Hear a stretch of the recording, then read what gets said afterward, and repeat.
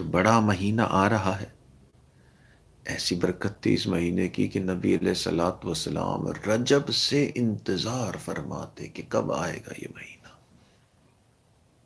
चुनाचे आपकी मशहूर दुआ, अल्लाहुम्मा बारिक लना फी रजब व शाबान व बल्लिगना रमजान। ए अल्लाह, हमें रजब और शाबान में बरकतें अता फरमा, और ए मेरे मालिक, हमें आफियत के साथ रमजान तक पहुंचा।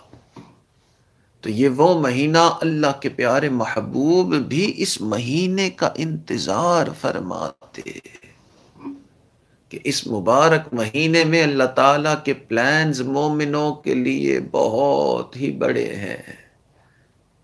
चनाचे सहाबा इकराम फरमाते कि हर रमजानुल मुबारक का महीना शुरू होने से पहले नबी अलैहिस्सलातु वस्सलाम हमें वाज फरमाते, हमारा जहन बनाते कि एक बड़ा महीना आने वाला है।